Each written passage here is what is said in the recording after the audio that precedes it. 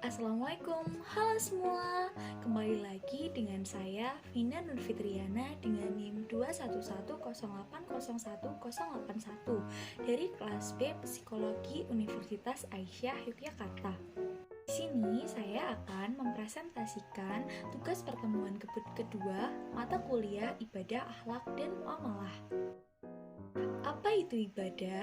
Kata ibadah berasal dari bahasa Arab ibadatan yang bisa diartikan taat, tunduk, patuh, hina, dan pengabdian.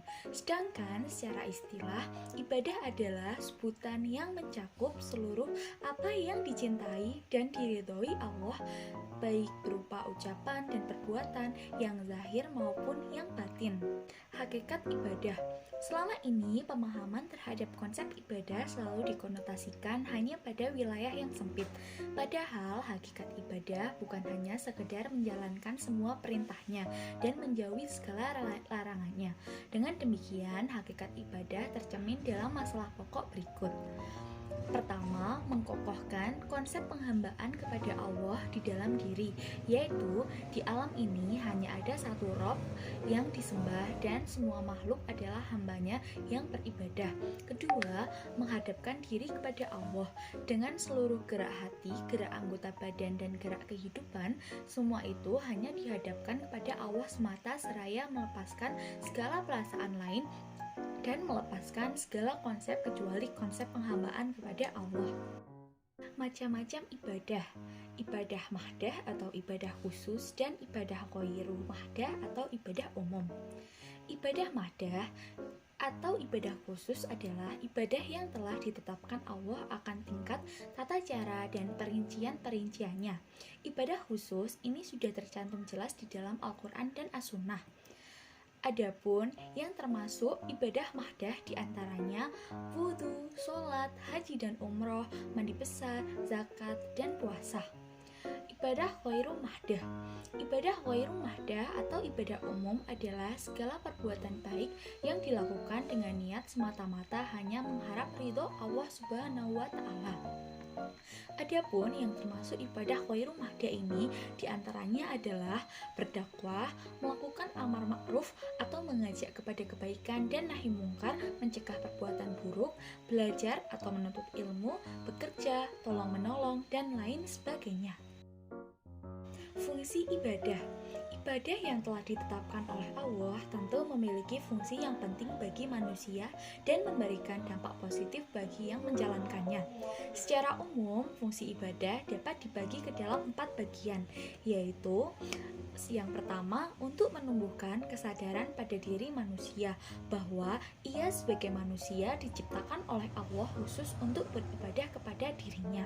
Yang kedua, mewujudkan hubungan antara hamba dan Tuhannya dengan melalui mukarobah, yaitu sikap merasa selalu dalam pengawasan Allah Subhanahu wa Ta'ala, dan hudlu, yaitu sikap tunduk kepada Allah Subhanahu wa Ta'ala. Yang ketiga, mendidik mental dan menjadikan manusia ingat akan kewajibannya. Yang terakhir, melatih diri untuk berdisiplin. Prinsip ibadah. Mengutip Azhar Basir, Syakir Jamaluddin menjelaskan 6 pedoman dalam beribadah. Pedoman beribadah ini menjadi prinsip yang bersifat final. Maksudnya tidak bisa ditawar-tawar lagi. Adapun ke-6 prinsip dalam beribadah tersebut adalah hanya menyembah kepada Allah. Penyembahan ini semata-mata sebagai wujud untuk mengesahkan Allah. Prinsip hanya menyembah Allah ini menjadi prinsip yang paling utama. Yang kedua, tanpa perantara.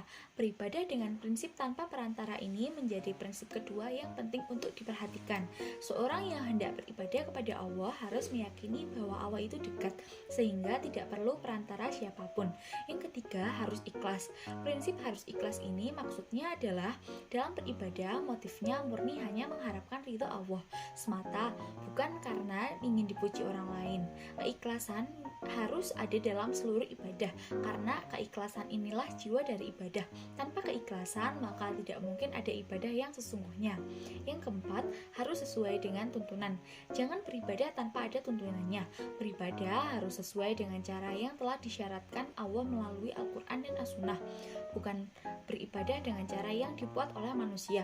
Yang kelima, seimbang antara unsur jasmani dan rohani. Jangan sampai ibadah yang dilakukan berat sebelah. Mengejar kehidupan akhirat secara total dengan melupakan dunia tidaklah baik, apalagi terlalu mengejar dunia dengan meninggalkan total urusan akhirat. Semua harus dilakukan dengan seimbang. Yang terakhir, mudah dan meringankan. Setiap ibadah yang disyariatkan oleh Allah sudah pasti sesuai dengan kemampuan hambanya. Tidak mungkin ibadah yang disyariatkan oleh Allah adalah sesuatu yang memberatkan, apalagi di luar kemampuan hambanya. Sekian presentasi dari saya. Apabila ada salah atau kurang kata, saya mohon maaf. Wassalamualaikum warahmatullahi wabarakatuh.